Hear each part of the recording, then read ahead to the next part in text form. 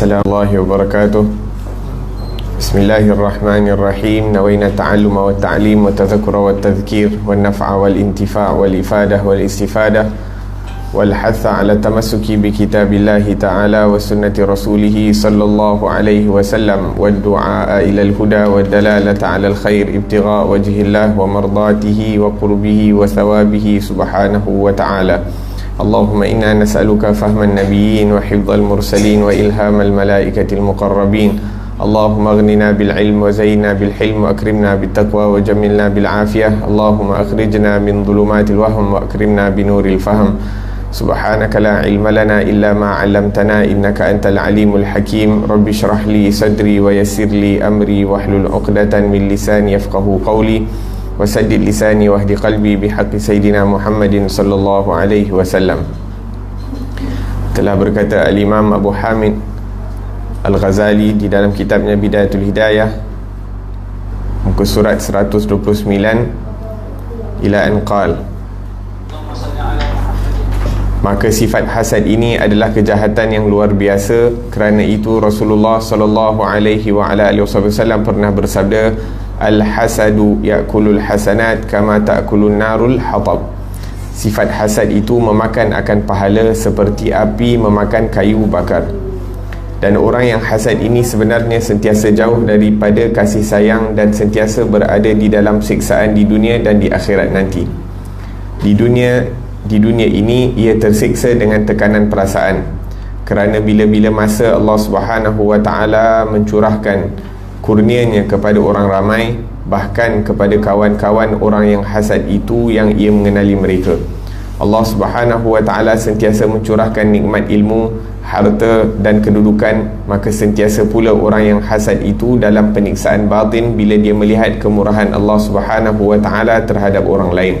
Maka begitulah keadaannya sampai ke akhir hayatnya. Manakala di akhirat pula lebih dahsyat lagi, kerana seseorang hamba tidak akan mencapai hakikat iman selama ia belum lagi mencintai bagi seluruh kaum muslimin apa-apa yang ia cinta bagi dirinya sendiri. Bahkan sepatutnya hendaklah ia bersama dengan perasaan seluruh kaum muslimin, baik dalam kesenangan ataupun dalam kesusahan. Kerana orang Islam itu ibadat sebuah bangunan di mana satu bahagian mengukuhkan bahagian yang lain, dan seperti sebatang tubuh, apabila mana-mana anggota merasa sakit, maka penderitaan itu dirasakan oleh seluruh anggota badan yang lain. Jadi jika engkau dapati hatimu bukan dalam keadaan yang seperti ini, maka sifat hasad masih wujud di dalam hatimu, dan hendaklah engkau berusaha untuk membersihkannya, kerana usahamu dalam menghilangkan penyakit hati ini adalah lebih penting daripada engkau menyibukkan diri untuk mendalami ilmu furu', yakni ilmu cabang fiqh yang halus-halus dan yang ganjil-ganjil, dan memperdalami masalah-masalah yang dikhilafkan oleh para ulama. Alhamdulillah, wassalatu wassalamu ala Sayyidina Rasulillah wa ala alihi wa ashabihi wa man walah, amma ba'd. Al-Imam Al-Imam Abu Hamid Al-Ghazali pada pengajian yang lalu dah sebutkan sedikit sebanyak asal usul daripada sifat hasad, yang mana ianya bercabang ataupun ianya datang daripada sifat dengki ataupun sifat marah ataupun sifat bakhil. Orang yang bakhil ni dia tak nak sesuatu nikmat itu diberikan kepada orang lain, sama ada daripada hartanya sendiri ataupun daripada harta orang lain. Dia tak nak, dia bakhil sama ada dengan harta dia ataupun dengan harta orang lain. Yakni dia tak nak harta orang lain itu diberikan kepada orang lain. Dan nak menunjukkan betapa teruknya sifat hasad ini, Nabi SAW bersabda, sifat hasad itu akan memusnahkan daripada pahala amal kebajikan seseorang, seperti mana api itu memakan daripada kayu api. Maksudnya bila kayu kering cepat terbakar, begitu juga sifat hasad ini mudah untuk menghapuskan daripada amalan-amalan baik. Dan teruknya orang yang bersifat hasad, tak puas hati dengan orang lain, Dia tak puas hati sebab apa? Dan sifat tidak puas hatinya, dia melihat nikmat kepada orang lain itu seakan-akan dia tak puas hati dengan Allah. Dia rasa apa yang diberikan oleh Allah kepada orang lain tu tak patut, sepatutnya diberikan kepada dia.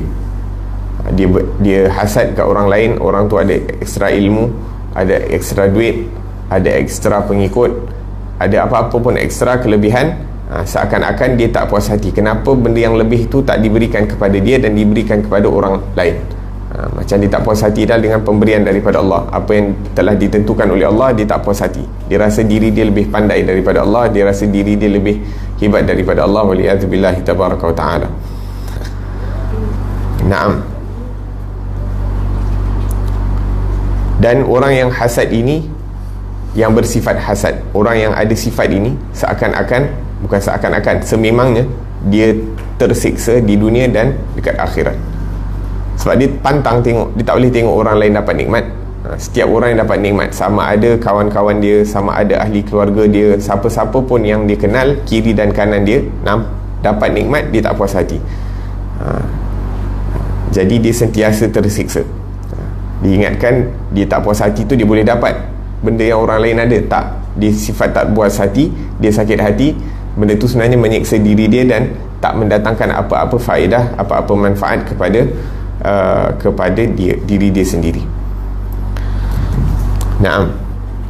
Antara perkara-perkara yang datang dengan sifat hasad ni bila satu orang tu ada sifat hasad, yang pertama sekali akan memusnahkan dia punya pahala ibadah. Seperti mana yang Nabi SAW sebutkan, al-hasadu ya'kulul hasanat. Yang pertama, segala amalan baik dia akan dimusnahkan, akan dihapuskan, tak gunalah. Basically dia buat baik tapi dia ada sifat hasad. Sebab tu membersihkan hati daripada penyakit-penyakit hati ni sangat penting. Sebab dengan kita biarkan penyakit itu berleluasa, berterusan dalam hati kita, kita sebenarnya memenatkan diri kita dalam melakukan ketaatan. Kita buat baik, lepas tu sifat-sifat buruk tu hapuskan pahala. Kita buat baik, sifat-sifat buruk tu hapuskan pahala kita. So basically kita kembali dengan tak ada bawa bekalan. Sebab semua bekalan yang kita ada tu dihapuskan dengan sifat-sifat buruk kita sendiri, kalau kita tak berusaha untuk nak perbaiki ataupun ubati. Wathani fi'lul ma'asi wasyurur. Dan bersifat hasad ini adalah satu dosa, dan dosa yang dilakukan oleh hati ini berterusan berbanding dosa-dosa yang dilakukan oleh anggota tubuh. Anggota tubuh ni sebagai contoh, kalau kita tak puas, kalau kita kacau orang, ataupun kita sakitkan orang, ataupun kita zalimi orang lain, pada waktu yang kita lakukan itu kita berdosa. Tapi lepas tu tak berterusan lah, maksudnya dosa tu stop, sehingga dosa tu ada pada kita, tapi kita kena bertaubat lah. Contohnya dosa kita kacau orang, sembunyikan barang orang sebagai contoh, ada 10 dosa, tapi dosa tu tak bertambah. Tapi kalau kita bersifat hasad, selagi mana sifat hasad tu berterusan terhadap orang tu, maka dosa itu sentiasa berterusan juga. Kita tidur pun dosa tu bertambah, kita buat benda lain pun dosa tu bertambah. Sebab tu amalan yang dilakukan oleh hati ni lebih teruk daripada amalan dosa yang dilakukan oleh hati ni lebih teruk daripada dosa yang dilakukan oleh tubuh badan. Wathalith at-ta'ab wal ham min ghairi faedah. Yang ketiga, dengan ada sifat hasad ni kita memenatkan diri dan datangkan stres tanpa mendatangkan apa-apa faedah. Kita penatkan diri kita ni, sebab bila kita ada problem, bila kita ada stres, dia ambil energi kita, dia drain. Dia macam ada application, macam phone kan, kalau kita buka apps banyak-banyak tak guna, dia akan drain bateri. Macam itulah, kita tak puas hati dengan orang ni, kita tak puas hati dengan orang tu, dia macam apps yang dibuka dalam kepala kita, tapi dia tak ada pun, dia on, tapi dia tak datangkan apa-apa faedah. Waliyadzubillahi tabaraka wa ta'ala. La ilaha illallah. Warabi' amyul qalb hatta la yakad yafham hikman min ahkamillah. Hikaman min ahkamillah. Naam, dia akan membutakan hati. Dengan ada sifat hasad ni, dia akan membutakan hati sehingga kita tidak dapat melihat kenapa setiap ataupun apa hikmah Allah jadikan sesuatu perkara itu, apa hikmah Allah letakkan sesuatu perkara. Sebagai contoh, orang ni diberikan lebih ilmu, apa hikmah dia? Allah mengetahui, Allah Maha mengetahui, kita tak tahu. Kenapa orang ni diberikan duit lebih? Allah Maha mengetahui, kita tak tahu. Kenapa orang ni dijadikan begini dan begitu? Semuanya ketentuan dan hikmah daripada Allah Subhanahu wa taala, yang Allah sahaja yang Maha mengetahui. Tapi kalau kita reda dengan pemberian daripada Allah, Allah akan bukakan pintu kefahaman tersebut, yang mana terkadang kita dapat lihat kenapa sesuatu perkara itu dilakukan seperti mana yang dikehendaki oleh Allah Subhanahu wa taala. Dan yang terakhir, al-hirman wa la yakad yadhfar bi muradih. Orang yang sifat hasad ni, dia tak dapat apa yang dia nak. Penghujungnya dia tak dapat apa-apa pun. Dia dapat dosa, pahala dia habis, hati dia tak mata hati dia tak dibuka, tak nampak faedah-faedah, memenatkan diri, dan kemudian dia tak dapat apa yang dia nak. At least kalau dia hasad, dia dapat apa yang dia nak, okey juga kan. Okey, adik-adik suka apa? Kalau adik-adik suka makan sedap ataupun suka mainan banyak kan, tengok ada orang mainan banyak dapat makan sedap, kita tak puas hati, kita hasad dengan dia. Kenapa orang tu boleh dapat mainan banyak, kenapa orang tu boleh dapat makanan sedap, aku tak dapat? Kalau kita hasad dengan dia, kita tak puas hati dengan dia, kita boleh dapat benda tu, ada orang lain bagi, okey. Tapi kita tak puas hati dengan orang tu, kita tak dapat. Jadi nak buat apa? Tak puas hati. Kita happy untuk dia. Oh, Masya Allah, orang tu ada makanan banyak, orang tu ada mainan banyak, Alhamdulillah. Dia happy, kita pun happy. Khalas. Mungkin dia akan share dengan kita, ataupun mungkin Allah Subhanahu wa taala akan berikan kita perkara-perkara yang kita nak, tanpa kita mendapat dosa ataupun stres dan sebagainya. La ilaha illallah, fa inna dunya daraha la takhlu qattu min khalqin kathir. Naam. Kerana dunia ni merupakan tempat yang mana ada banyak manusia, dan setiap orang itu akan mendapat nikmat daripada Allah Subhanahu wa taala. Jadi kalau kita tak puas hati dan kita biarkan sifat tak puas hati itu berleluasa, makin ramai kita kenal, makin kita tak puas hati. Kita kenal orang ni, oh orang ni pandai bercakap. Kita kenal orang ni, Masya Allah, dia punya ilmu dia macam hebat macam ni. Kita kenal orang tu, keluarga dia bagus. Kita kenal orang ni, dia pandai dan sebagainya. Maka setiap orang kita jumpa, sifat hasad tu hanya di-applykan kepada setiap orang yang kita jumpa. Sedangkan kalau kita bergembira dengan setiap orang, dengan apa yang diberikan oleh Allah Subhanahu wa taala kepada dia, tanpa kita nak harap dia bagi apa-apa dekat kita dan apa semua, khalas, kita happy. Rezeki kita punya bahagian, rezeki orang punya bahagian. Kita tak ada nak berebut-rebut, tak ada nak tak puas hati dan sebagainya. La ilaha illallah. Fala yazal al-hasud fi azab daim fi dunya. Naam. Jadi orang yang bersifat hasad ni sentiasa dia seakan-akan disiksa di dunia ini, naam, sampailah dia meninggal dunia. Waliyadzubillah tabaraka wa ta'ala. Dan kemudian wala azabul akhirati asyaddu wa akbar. Dan kalau dia meninggal dunia, dia punya azab tu dah habis, okey.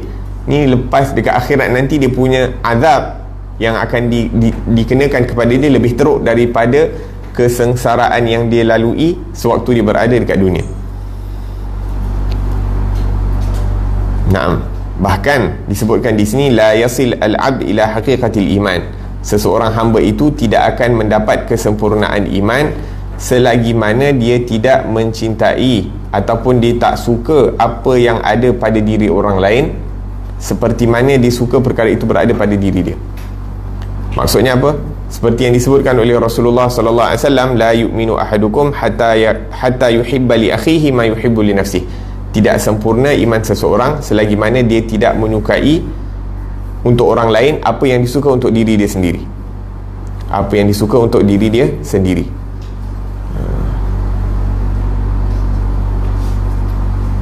Dan berkata Al-Habib Ali Zainal Abidin bin Abdul Rahman Al-Jufri, dia kata orang yang bersifat hasad ni tak boleh jadi da'i. Orang yang ingin ajak manusia kepada Allah Subhanahu wa ta'ala tak boleh ada sifat hasad. Sebab apa? Sebab mengajak manusia kepada Allah ni merupakan satu pemberian yang paling besar. Tak ada nikmat yang lebih besar daripada kita membantu orang mendapat kenikmatan yang paling besar, yang paling agung. Maksudnya kita nak dia mendapat kebaikan, kita nak dia dapat syurga, kita nak dia berada dalam kesenangan di dunia, di barzakh dan akhirah. Jadi kalau dia sifat hasad, dia tak boleh tengok orang tu berada dalam kenikmatan, keselamatan, kejayaan. Macam mana dia nak jadi da'i? Macam mana dia nak ajak orang dekat kepada Allah Subhanahu wa taala dan dekat kepada Rasul sallallahu alaihi wa ala alihi wasallam. Naam. Bahkan sewajarnya, sepatutnya kita orang Islam patut merasa apa yang dirasai oleh orang Islam. Kalau orang lain, saudara-saudara Islam kita tu berada dalam kegembiraan, kita bergembira dengannya. Sebab tu dalam dakwah, yakni menghadiri majlis-majlis kegembiraan orang lain itu sebahagian daripada dakwah. Menghadiri majlis walimah, sama ada perkahwinan ataupun orang dapat anak dan sebagainya, itu semuanya seakan-akan kita mengambil bahagian dalam kegembiraan mereka. Dengan kita hadir, kita menggembirakan mereka, dan apabila mereka gembira dan senang, mudah untuk mereka menerima daripada apa yang disampaikan oleh orang-orang yang mengajak kepada Allah Subhanahu wa taala ataupun dai. Begitu juga dengan menghadiri majlis-majlis yang mereka berduka. Sebagai contoh, ahli keluarga mereka sakit, kita ziarah. Ada ahli keluarga mereka meninggal dunia, kita hadir dalam jenazah. Kalau boleh sampai ke tanah perkuburan, kita hadir. Kerana apa? Kerana seakan-akan kita merasakan kehilangan yang mereka rasakan, dan dengan itu akan menjadikan mereka senang dengan orang-orang yang bersifat tersebut. Sebab itu diperumpamakan orang Islam itu seperti satu bangunan, yang mana setiap bahagian bangunan itu menguatkan bangunan yang lain. Maksudnya tak boleh, ataupun seperti badan, yakni kalau satu bahagian sakit, seluruh badan akan rasa sakit. Kalau kita pening kepala, maka badan anggota tubuh lain pun tak boleh nak buat kerja. Kalau sakit gigi pun tak boleh nak buat kerja. Kalau sakit belakang pun tak boleh buat kerja. Dia bukannya, maksudnya seluruh badan itu kena sihat, baru kita boleh buat kerja biasa. Tapi kalau satu bahagian daripada tubuh badan tu je sakit, khalas, jadi tak boleh nak function. Qala Ibn Battal wa ghairuh, al-mahabbatu ala thalathati aqsam: mahabbatu ijlal wa ta'zim ka mahabbatil walid, wa mahabbatu syafaqah wa rahmah ka mahabbatil walad, wa mahabbatu musyakalah wa istihsan ka mahabbati sairin nas. Kecintaan itu terbahagi kepada 3 bahagian. Cinta yang disertai dengan pengagungan, iaitu seperti kita mencintai Allah Subhanahu wa taala. Kita cinta kepada Allah Subhanahu wa taala, seperti kita mencintai ayah. Yang kita cinta ayah kita tapi dengan ada perasaan takut. Kita cintai guru kita tapi ada perasaan hormat kepada guru. Wahakala. Cinta dengan rasa kasih sayang, seperti kita mencintai anak-anak kecil, seperti kita mencintai anak-anak dan sebagainya. Dan kecintaan secara umum, iaitu kerana kita nak gembirakan seseorang, ataupun kita rasa selesa dengan orang lain, ataupun kita menyelesakan diri kita ni dengan bergaul dengan orang lain, seperti kita mencintai setiap orang lain kerana Allah Subhanahu wa taala. Naam, kemudian Imam Ghazali mengatakan bahawa kalau kita tidak mendapati sifat ini dalam hati kita, kalau kita tak rasa gembira dengan apa-apa nikmat yang orang lain dapat, maka berusaha untuk membersihkan hati kita, mengubati hati kita ini daripada sifat hasad ini lebih penting daripada kita sibuk mencari ilmu-ilmu yang fardu kifayah. Ini sekarang yang pada permulaan kitab ini Imam Ghazali menyebutkan perkara yang paling penting sekali, ilmu fardu ain. Talabul ilmi faridatun ala kulli muslim. Menuntut ilmu itu adalah fardu ke atas setiap orang Islam, lelaki dan perempuan. Jadi ilmu yang dituntut untuk setiap orang adalah ilmu yang fardu ain, baik daripada segi akidah, baik daripada segi fiqh, baik daripada segi tasawuf.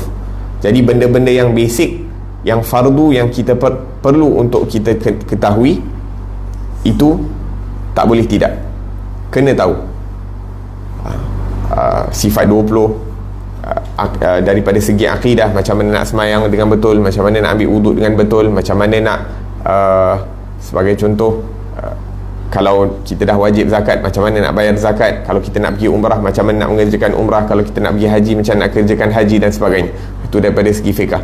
Kemudian daripada segi tasawuf juga, antaranya macam mana nak mempunyai sifat-sifat yang mulia, sifat jujur, sifat amanah, sifat istiqamah. Itu semua benda-benda yang dituntut dalam Islam, yang mana ianya merupakan satu kefarduan. Macam mana nak taat guru, macam mana nak taat kedua ibu bapa, birrul walidain dan sebagainya, bercakap benar, melakukan melakukan perbuatan dengan jujur dan sebagainya. Maka semua tu benda-benda yang difardukan oleh Allah Subhanahu Wa Taala. Maka nak belajar tentang perkara tu wajib. Selebihan daripada tu, yang mana ianya merupakan fardu kifayah, sebagai contoh nak belajar tinggi-tinggi daripada segi fiqah dan sebagainya, lebih daripada apa yang wajib, maka itu fardu kifayah. Tak, di situ kita boleh berhenti dan perlu berikan perhatian kepada penyakit-penyakit hati ini, seperti yang disebutkan oleh Al-Imam Ghazali rahimahullahu ta'ala. Tapi kadang-kadang orang tak tahu priority, dia tak tahu macam mana nak beri keutamaan kepada ilmu-ilmu. Dia sibuk belajar, sebagai contoh, apa kita boleh bagi, sibuk belajar akidah dalam-dalam, sedangkan dia tak ada keperluan pun nak belajar akidah, dan dah habis Aqidatul Awam, dia dah naik kitab yang lebih tinggi, mungkin Risalah Tauhid dan sebagainya. Kemudian dia naik lagi kitab Aqidatul Najin. Benda tu bagus, satu ilmu yang baik, tapi benda-benda lain yang wajib, adakah dia telah sempurnakan ataupun tidak? Kadang-kadang benda-benda wajib yang lain dia tak sempurnakan, tapi dia sibuk. Sebab apa? Sebab dia suka satu bidang tu, maka dia terus mendalami bidang tersebut tanpa dia mengetahui apa yang perlu dilakukan pada waktu yang sama. Kadang-kadang tertipu ghurur, la ilaha illallah. Kadang-kadang macam ilmu tajwid, sebagai contoh, kadang-kadang kita belajar tajwid, habis satu kitab kita baca satu kitab, habis satu kitab, okey, bagus, memang dituntut untuk baca Al-Quran dengan bertajwid dan sebagainya, akan tetapi ada ilmu-ilmu lain juga yang perlu diberikan perhatian. Wahakadha.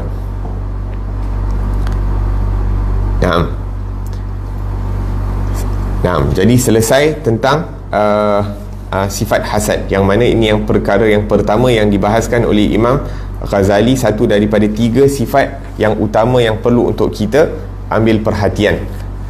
Kemudian yang kedua, kata Imam Ghazali, cara meninggalkan sifat riak. Adapun riak, maka itulah yang dinamakan syirkul khafi, satu di antara 2 bahagian syirik. Syirik itu terbahagi kepada 2. Pertama, syirik khafi, artinya syirik yang samar, iaitu riak. Dan yang kedua, syirik jali, artinya syirik yang jelas, iaitu syirik menyembah berhala, waliyazbillah. Dan yang dimaksudkan dengan riak ialah bahawa engkau mencari sebarang penghargaan di hati manusia, sehingga dengan itu engkau dapat mencapai kepangkatan dan kebesaran. Manakala cinta kepada pangkat dan kedudukan pula termasuk dalam istilah hawan muttaba', hawa nafsu yang diperturutkan. Dengan penyakit riak ini, banyak orang yang menjadi binasa. Maka tidak ada yang membinasakan manusia kecuali hanya manusia.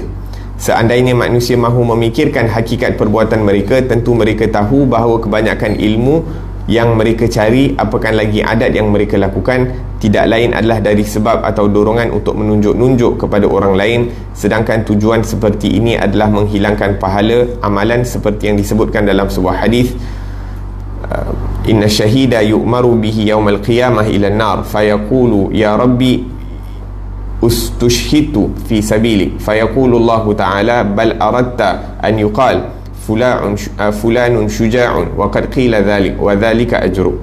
Sesungguhnya ada orang yang mati syahid yang akan dilemparkan ke dalam api neraka pada hari kiamat nanti. Lalu ia merasa hairan dan mengadu halnya kepada Allah Subhanahu wa ta'ala sambil berkata, wahai Tuhanku, bukankah aku telah mati syahid dalam membela agamamu? Allah Subhanahu wa ta'ala menjawab, tidak, sebenarnya engkau sanggup mati syahid supaya engkau dikatakan seorang yang berani, dan telah pun dikatakan orang demikian kepadamu, maka itulah ganjaranmu.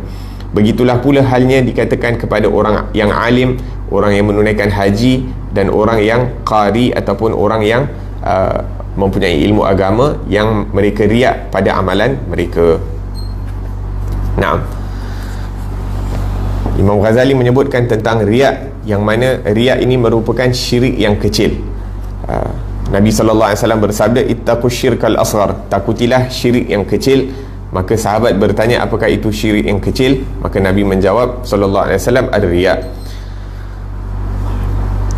Apa itu riak? Menginginkan pangkat, menginginkan kedudukan di hati manusia, nak orang gembira, nak orang suka kepada kita. Riak, nak orang suka kepada kita, sama ada dengan amal ibadah yang kita lakukan, dengan ilmu yang kita pelajari, ataupun dengan perbuatan yang kita lakukan. Dengan perbuatan yang kita lakukan. Jadi kalau kita ada ilmu supaya orang suka, ada ilmu supaya orang gelarkan kita sebagai orang alim, nak dipuji oleh orang dan sebagainya, maka kita lakukan itu bukan kerana Allah Subhanahu Wa Taala, akan tetapi kerana nak menunjuk-nunjuk bahawa kita lebih pandai daripada orang lain, kita lebih hebat daripada orang lain, dan sebagainya.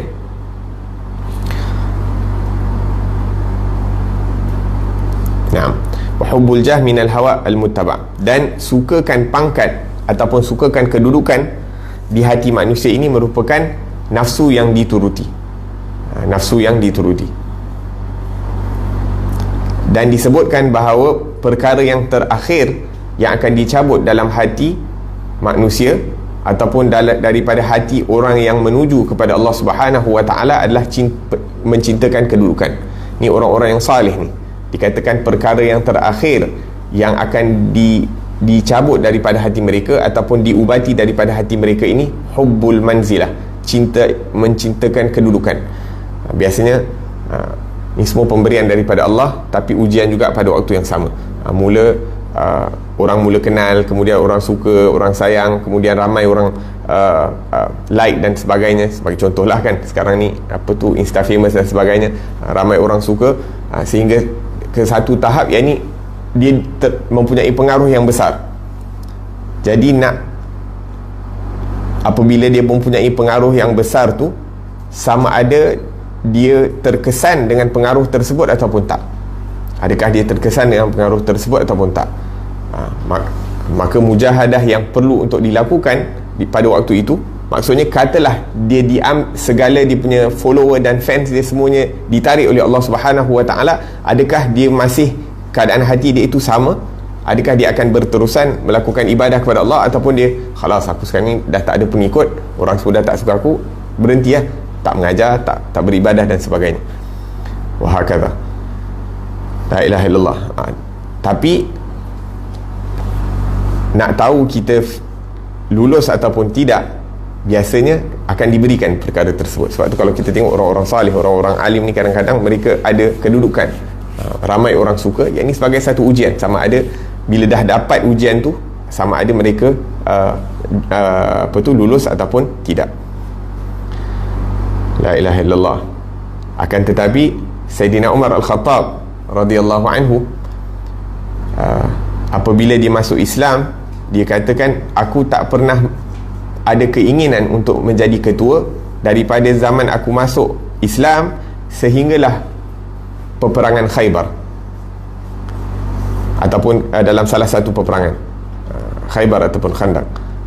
Kerana apa? Kerana pada peperangan itu Nabi SAW bagi tahu, esok hari aku akan menyerahkan bendera ni, bendera perang, kepada satu orang yang mencintai Allah dan mencintai Rasul, dan dicintai Allah dan dicintai Rasul. Maka kata Sayyidina Umar, pada hari itu aku berharap aku dapat menjadi ketua ataupun menjadi panglima perang tersebut. Menjadi panglima perang tersebut.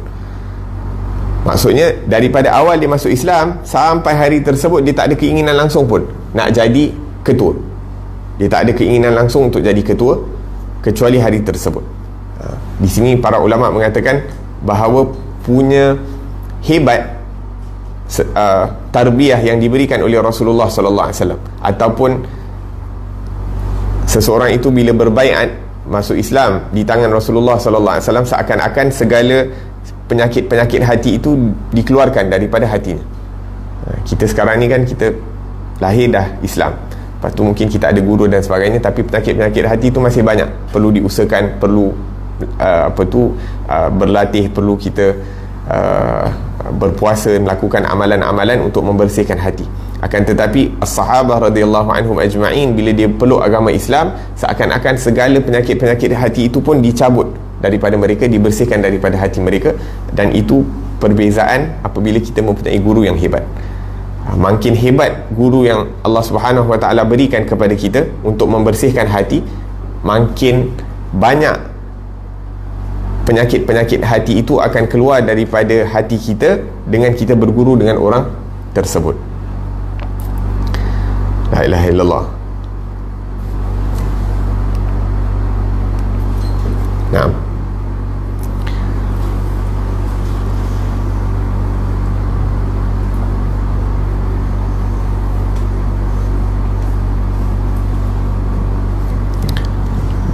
wa hubbul jah minal hawa muttaba wa fihi halaka aktsarun nas fama ahlakun nas illa nas. Dan disebutkan di sini bahawa tidak ada perkara yang menghancurkan manusia, yang merosakkan manusia kecuali manusia itu sendiri.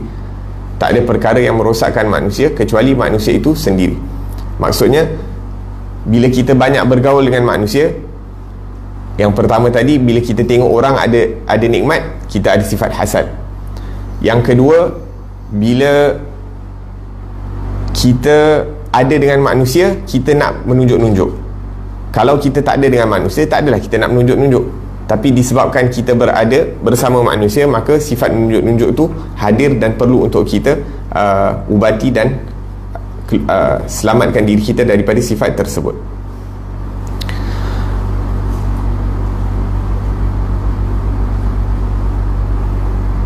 Nah, dan kalau kita betul-betul perhatikan, kata Imam Ghazali rahimahullah, maka kita akan dapati bahawa kebanyakan perkataan yang kita cakap, amal perbuatan yang kita lakukan, tidak lain, tak ada perkara yang mendorong untuk kita lakukan perkara-perkara tersebut, baik daripada amal ibadah ataupun daripada adat kebiasaan yang kita lakukan, kecuali hanya kerana orang tengok.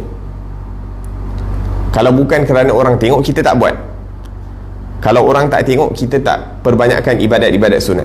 Kalau orang tak tengok, kadang-kadang kita tak hadir majlis ilmu. Kadang-kadang kalau orang tak tengok, kadang-kadang kita tak bangun qiyamul lail.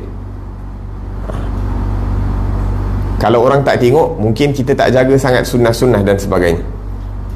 Kalau orang tak tengok, mungkin kita tak jaga adab-adab kenabian. Wahakadha.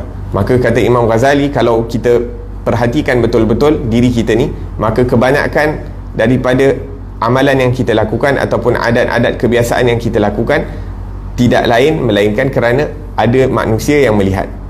Kalau tak ada manusia melihat, kita tak rasa muraqabatullah, kita tak rasa yang Allah sedang memerhatikan kita, Allah sedang melihat kita. La ilaha illallah. Wahiyam mahbatatun lil a'mal. Dan riak itu menghapuskan amalan. Seperti mana tadi kita sebutkan, hasad juga menghapuskan amalan, riak juga menghapuskan pahala daripada amalan tersebut. Seperti mana yang disebutkan dalam hadis, ini hadis lain yang disebutkan di sini, sesungguhnya orang yang menunjuk-nunjuk pada hari kiamat akan dipanggil dengan 4 nama. Orang-orang yang menunjuk-nunjuk, orang yang ada sifat riak akan dipanggil dengan 4 nama. Yang pertama, ya kafir, wahai orang kafir. Yang kedua, ya fajir, wahai orang yang melakukan dosa. Ya ghadir, wahai orang yang melakukan tipu muslihat. Ya khasir, wahai orang yang rugi. Sesungguhnya perjalanan kamu itu telah sesat, dan kamu salah jalan.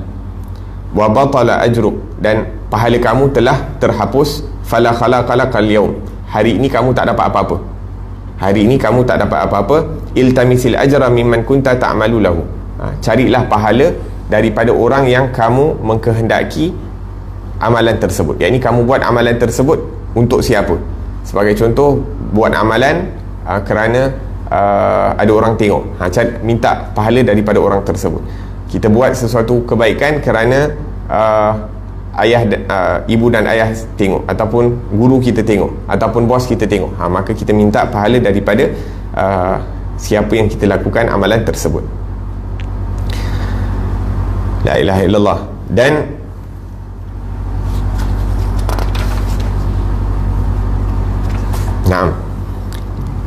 hadis yang famous yang disebutkan di sini adalah pada hari kiamat nanti orang yang meninggal mati syahid akan dipanggil oleh Allah Subhanahu wa taala, akan dibawa ke mahkamahnya Allah Subhanahu wa taala, maka akan dikatakan kepadanya, ataupun dalam sini dia akan kata kepada Allah, ya Allah, aku telah terkorban di jalanmu, maka Allah Subhanahu wa aku telah terkorban di jalanmu untuk meninggikan agamamu, untuk meninggikan kalimatmu. Maka Allah Subhanahu wa ta'ala mengatakan kepadanya, kadzabta. Bayangkan kalau kita kena tengking kat dunia ni kan, kalau bos kita cakap, saya dah buat kerja, tipu, tengok dekat CCTV ni, kita dah tak boleh nak jawab apa-apa, kita akan rasa serba salah, muka kita akan jadi merah, kita akan rasa kalau baik aku berhenti je sebab rasa bersalah. Bayangkan ke akhirat nanti Allah Subhanahu wa ta'ala yang akan kata kepada kita, kadzabta. Naam. Bal aradta an yuqal innaka syuja'un. Bahkan kamu ingin dikatakan sebagai orang yang berani, sebab tu kamu pergi berjihad di jalan Allah sehingga kamu terkorban. Sebenarnya bukan kamu nak sangat berkorban di jalan Allah, tapi nak dipanggil berani, kerana mungkin orang pandang tinggi kepada orang yang berani, jadi kamu nak tunjuk kepada orang lain yang kamu ni berani, maka kamu berjihad sehingga kamu terkorban di jalan Allah Subhanahu wa ta'ala, dan itu telah diperkatakan kepada kamu, maka ambillah pahala kamu. Maksudnya pahala kamu daripada mati di jalan Allah itu hanyalah pujian daripada orang lain. Kemudian akan dikatakan juga kepada orang alim ataupun orang yang pergi menunaikan haji tapi bukan kerana Allah Subhanahu wa ta'ala. Seperti mana dalam hadis lain disebutkan, golongan yang pertama yang akan dipanggil pada hari kiamat adalah orang yang menghafal Al-Quran, dan orang yang berjihad di jalan Allah, dan orang yang banyak menginfakkan duitnya di jalan Allah Subhanahu wa ta'ala. Maka Allah akan bertanya kepada orang alim tersebut, bukankah aku telah mengajarkan kepada kamu apa yang aku turunkan kepada nabiku? Maka dia mengatakan, betul ya Allah. Kemudian Allah bertanya, apa yang kamu lakukan dengan ilmu kamu? Maka dia mengatakan, ya Allah, aku telah bangun baca Al-Quran siang dan malam, aku mengajarkan Al-Quran siang dan malam. Maka Allah mengatakan kepadanya, kamu tipu. Malaikat pun akan mengikuti apa yang dikatakan oleh Allah. Malaikat pun mengatakan, kamu tipu. Maka Allah Subhanahu wa ta'ala mengatakan, kamu lakukan perkara tersebut supaya dikatakan kamu itu orang yang alim, orang yang membaca Al-Quran, hebat dalam bacaan Al-Quran, dan telah dikatakan kepada kamu. Maka Allah Subhanahu wa ta'ala perintahkan malaikat untuk mengheret dia, humban dia masuk ke dalam api nerakanya Allah Subhanahu wa ta'ala, dalam keadaan muka dia telungkup. Hadis ini dia ada dua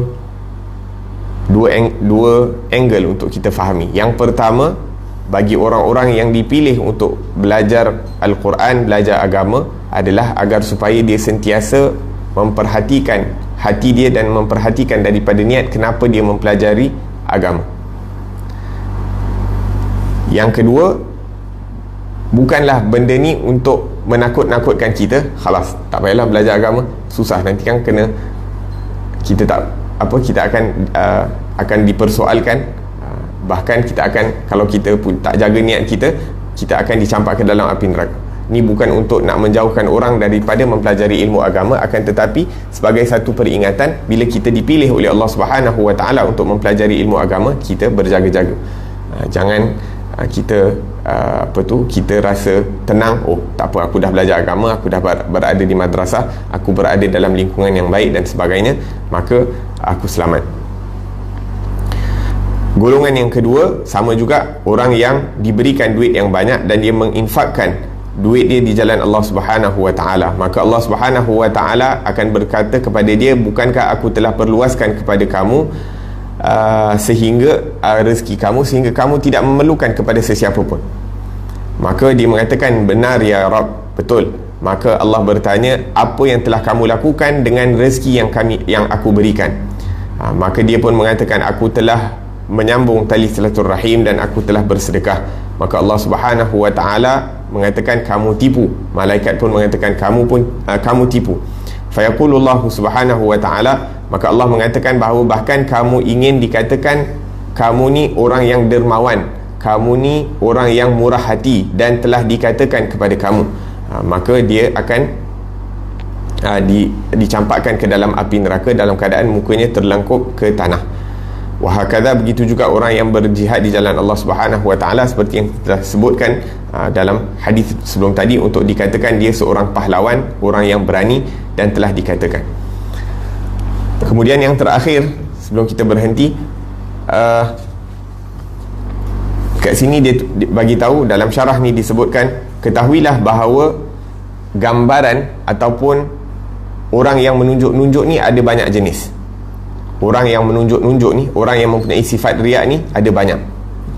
Kadang-kadang yang pertama, orang bersifat riak dengan tubuh badan dia.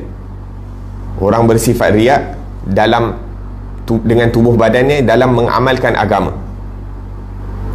Seperti apa? Seperti dia selalu berpuasa sehingga badan dia jadi kurus. Dia tak banyak tidur sampai badan muka dia jadi kekuning-kuningan.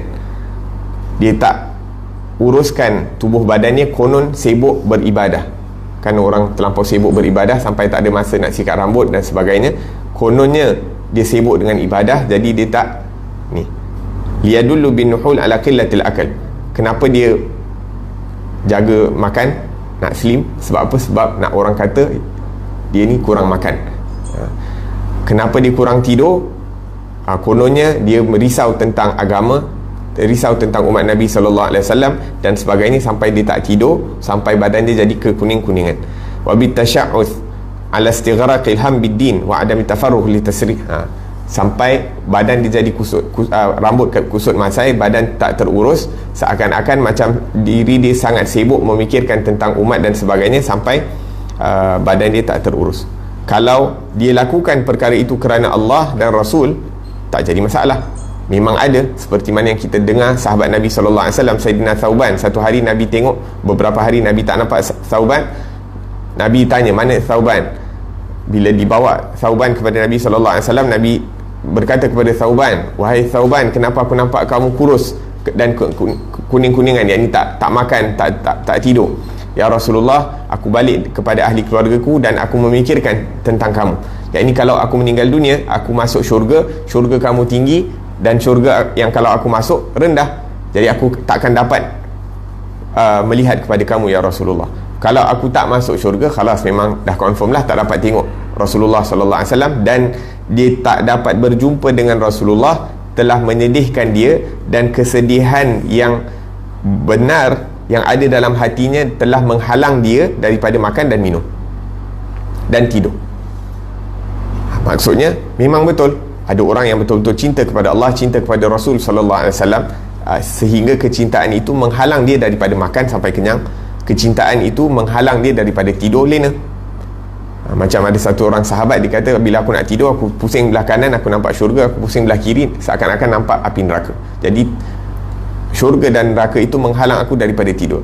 Itu keyakinan mereka, iaitu ainul yaqin, yakni mereka nampak syurga dan neraka itu dengan jelas, sehingga perkara-perkara tersebut melalaikan mereka daripada kelazatan dunia. Perkara tu memang ada zaman sahabat, tapi dekat sini Imam Ghazali ingatkan kita, ada juga orang yang melakukan perkara-perkara yang dilakukan oleh as-sahabah, tapi bukan kerana Allah dan bukan kerana Rasul sallallahu alaihi wasallam. Kedua, ar-riya' bil hay'ah wa zai. Dia menunjuk-nunjuk dengan pakaian dia ataupun dengan cara dia menggerakkan tubuh badan dia, ka itraqir ra's fil mashi. Ini sebagai contoh, dia bila berjalan tu jalan tunduk je kat bawah, kononnya nak jadi orang yang tawaduk, macam orang alim, orang saleh, tapi dia buat bukan kerana dia nak jadi orang saleh ataupun ikut sunnah Rasulullah. Rasulullah bila jalan, pandangan Rasulullah kebanyakannya berada di tanah, ke arah tanah. Nabi tak abath, yakni tak melakukan perkara yang sia-sia, tengok kiri dan kanan, tengok atas dan sebagainya. Pandangan Nabi kebanyakan waktu berada di bawah. Jadi bila jalan tu seakan-akan kita macam menunduk. Jadi ada orang buat bukan kerana nak ikut sunnah Rasulullah, tapi dia buat sebab dia nak tunjuk dekat orang yang dia ni orang saleh, orang yang baik. Wal hadu fil harakah, yakni dia kurang bergerak. Yang mana kurang bergerak ni bagus, menunjukkan orang yang ada sakinah dan waqar dalam hatinya, hati dia tenteram, jadi dia tak banyak bergerak dan sebagainya. wa ibqa'u athari sujud 'ala al-wajh. Ini satu perkara yang best. Nak perlihatkan tanda sujud pada dia punya dahi. Subhanallah, dulu masa kita orang kat madrasah kan, kadang-kadang bila bangun tu, bila tang semayang, ada yang sampai gosok dia punya dahi dekat kapet. Ialah kapet kadang-kadang kasar kan. Subhanallah. Simahum fi wujuhihim min atharis sujud. Memang betul orang-orang saleh ni ada kesan hitam pada dahinya, tapi bukanlah nak adakan kesan hitam itu sampai mereka gosok. Yang ni kerana banyak mereka sujud, maka seakan-akan ada kesan. Tapi kalau dah sampai dia punya kesan tu, tanda hitam tu dah jadi macam, subhanallah. Allah Ta'ala alam. Yang ni kadang-kadang guru-guru kami yang mana kita tahu banyak salat dan sebagainya, tapi kita tak nampak pun dia punya sampai hitam ataupun kesan. Kadang-kadang salah faham ataupun seakan-akan nak menunjuk, nak tunjuk yang ini banyak sujud dan sebagainya. Wa ghiladhus thiyab, pakai baju yang keras-keras, tebal-tebal, kasar-kasar. Yang ini guna baju yang kononnya dia tak kisah daripada kenikmatan dunia, kononnya. Wa tark tandhifi thawb wa tarkuhu mukhriqan, ataupun membiarkan baju tu koyak dan sebagainya, muraqqa'ah, ataupun pakai baju-baju yang bertampal. Ya, ini kalau betul kita ni orang susah, tak mampu nak pakai baju yang elok, okey, tak ada jadi masalah. Tapi kita memang ada kemampuan nak pakai baju yang senonoh, ada kemampuan nak gosok baju dan sebagainya. Jadi kenapa nak pakai, nak tunjuk yang seakan-akan kita nak mengharapkan perhatian daripada orang lain. Bahkan kita dah pernah sebutkan kalau tak silap tentang Sayyidina Hasan bin Ali bin Abi Talib. Satu orang yang dekat dengan dia bertanya kepada dia, ya ibnati Rasulillah, wahai cucunya Rasulullah sallallahu alaihi wasallam.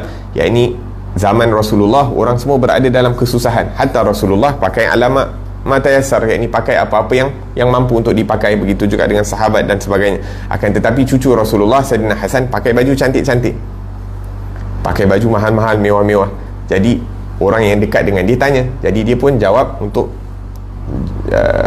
yakni nak berikan kefahaman. Dia kata, aku pakai baju yang macam ni bukan kerana nak menunjuk-nunjuk ataupun nak membazir, tapi aku nak tunjuk kepada orang yang aku tidak memerlukan bantuan daripada mereka. Maksudnya kita pakai baju cantik ni supaya kita tak nak menyusahkan orang, dan kita tidak nak mengharapkan bantuan daripada orang, ataupun kita tak nak tunjuk kepada orang yang kita ni berada dalam kesusahan.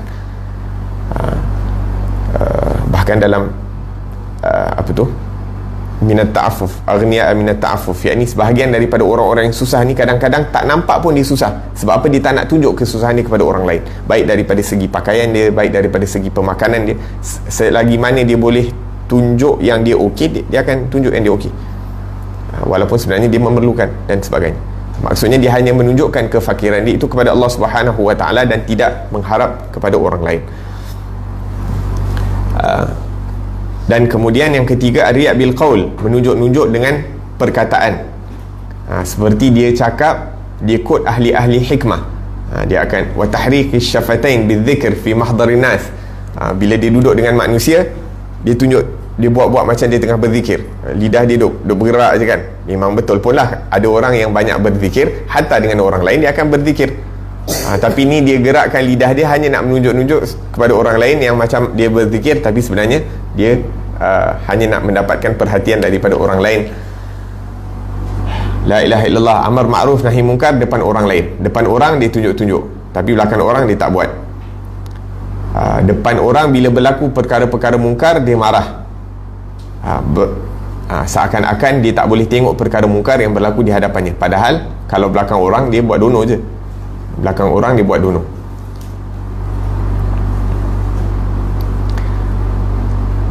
Wa tad'if saut fil kalam, bila cakap tu lemah lembut je, macam orang saleh kan. Rasulullah cakap dengan penuh sopan santun, sehingga kadang-kadang ataupun as-sahabah radhiyallahu anhum bila bercakap dengan Rasulullah, mereka tak berani nak tinggikan suara. Jadi orang ni dia rendahkan suara dia bukan sebab dia nak mengikuti daripada ajaran Rasulullah, tapi dia merendahkan suara tu nak tunjuk yang dia ni orang yang sopan santun ataupun polite. La ilaha illallah wa hakadha. Dan yang keempat, riak dengan amalan. Seperti menunjuk-nunjuk solat panjang. Bila ada orang, dia solat panjang, dia qiyam panjang, dia sujud panjang. Bila depan orang, dia tak toleh kiri dan kanan. Bila depan orang, dia tak banyak bercakap dan sebagainya. Sama ada dalam solat, dalam puasa, dalam haji ataupun amalan-amalan lain. Itu yang keempat. Dan yang kelima, menunjuk-nunjuk bil ashab wal zairin wal mukhalitin. Dia bergaul dengan orang-orang salih ni, lepas tu dia selfie sana. Oh, dia jumpa ustaz ni, dia selfie. Dia jumpa orang alim ni, dia selfie. Sebab apa? Dia nak tunjuk kepada orang lain yang kawan aku semua baik-baik. Padahal bagus kita berkawan dengan orang yang baik-baik. Dan kalau ada peluang untuk ambil gambar, alhamdulillah kita ambil gambar dengan diorang. Tapi kita punya tujuan untuk ambil gambar dengan diorang bukan sebab kita nak tunjuk kepada orang lain yang kita dapat bergambar dengan orang-orang yang baik-baik dan sebagainya. Wahakadha. La ilaha illallah. Allah Ta'ala alam. Jadi kat sini dia tunjukkan bahawa menunjuk-nunjuk ni kadang-kadang dengan tubuh badan kita dalam mengamalkan agama, ataupun dalam pergerakan tubuh badan ataupun pakaian. Kadang-kadang riak dengan perkataan, kadang-kadang riak dengan suara, kadang-kadang riak sewaktu melakukan amal ibadah, dan kadang-kadang riak dengan siapa yang kita bergaul dengan.